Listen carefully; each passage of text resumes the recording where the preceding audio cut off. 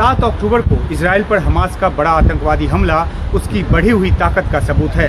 ज़मीनी रास्ते से सैकड़ों की तादाद में हमास के आतंकवादियों का इजराइल में घुसना और वो भी ऊंची कंक्रीट की मजबूत दीवार तोड़कर डोजर के जरिए और हमले के लिए पैराग्लाइडर उड़ाते हुए आना और समुद्री रास्ते से बोट के जरिए हमले की कोशिश, ये सब बताता है कि हमास ने किस तरह की मारक क्षमता हासिल कर ली है। ये वही हमास है जिसने 36 साल पहले एक छोटे से फिलिस्तीनी ग्रुप के तौर पर इजराइल के कब्जे के खिलाफ एक पर्चा जारी किया था। अब वो छोटी सी सेना में बदल चुका है। 1990 के दशक तक हमास के पास महज 10,000 लड़ाकों की फौज थी, जो आज करीब 40,000 लड़ाकों की फौज बन गई है। हमास के पास अपना मिलिट्री ट्रेनिंग एकेडमी है, जहां साइबर सुरक्षा की भी ट्रेनिंग दी जाती है। इसके पास बोट्स भी हैं और यहाँ नौसेना के कमांडो की ट्रेनिंग होती है। हमास के हमले के बाद एक वीडियो भी आया जिसमें हमास के लड़ाकों को पैराग्लाइडिंग की ट्रेनिंग देता हुआ दिखाया गया है। हमास को हिजबुल्लाह से भी ट्रेनिंग मिलती है। सन 2000 के बाद से ही हमास ने गाजा पट्टी के नीचे सुरंगों का जाल खोदना शुरू किया।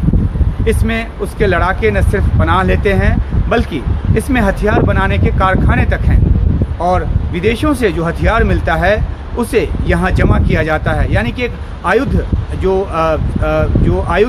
जो एक गोदाम है, उसके तौर पे भी इन जो सुरंग है उनका इस्तेमाल होता है। हमास के पास कई तरह के बम, मोर्टार, रॉकेट, एंटी टैंक और एंटी एयरक्राफ्ट मिसाइल हैं।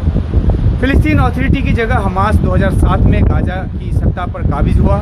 2008 में उसके पास महज 40 किलोमीटर तक मार करने वाले रॉकेट थे, लेकिन 2021 आते आते उसके पास 230 किलोमीटर की दूरी तक मार करने वाले रॉकेट हैं। 2021 की गाजा की लड़ाई से पहले हमास के पास करीब 23,000 मिसाइल थी और ये इसकी ताकत ही है कि इस लड़ाई के बाद भी हमास और फिलिस्तीनी इस्लामिक जिहाद करीब 12,000 मिसाइल अपनी जो बचाने में, उसको अपने पास रखने में कामयाब रहे।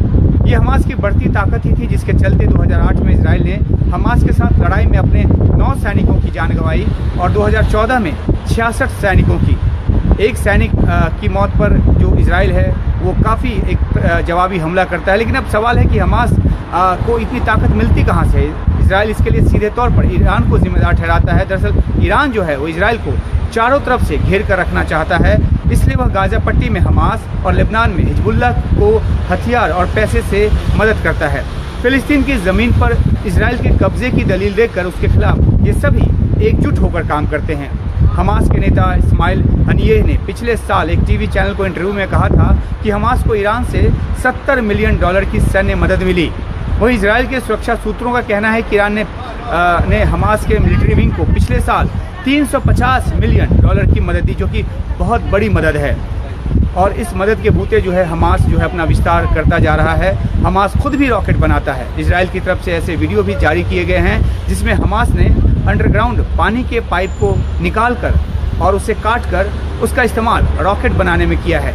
यानी कि इजराइल से लड़ने के लिए हमास ने हर संभव तरीका अपनाया है और हर वो तरीका जो कि कन्वेंशनल नहीं है उस पर वो चला है।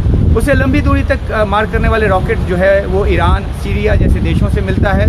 हमास ने 2005 से रॉकेट और विस्फोटक बाहर के देशों से हासिल करना शुरू किया।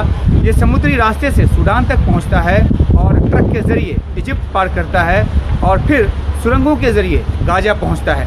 इजराइल की तरफ देखें तो उसके पास करीब 1,70,000 नियमित सैनिक हैं। इसके अलावा 4,65,000 रिजर्व सैनिक हैं। 2023 का उसका रक्षा बजट जो है वो 23.6 बिलियन अमेरिकी डॉलर का है। इजराइल के पास अत्याधुनिक तकनीकी हथियार, F-15, X-16, F-35 जैसे लड़ाकू विमान हैं। आयरन डोम जैसा उन्नत हवाई सुरक्षा प्रणाली है जो गाजा से आने वाले अधिकतर रॉकेट को हवा में ही नष्ट कर देता है। मतलब इजराइल की सेना और सैन्य ताकत के मुकाबले हमास की सैन्य ताकत कहीं नहीं ठहरती, लेकिन फिर भी उन पर जो इतना बड़ा हमला कर दिया इजराइल पर, वो बताता है कि कितनी हिम्मत और ताकत उसकी बढ़ी हुई है।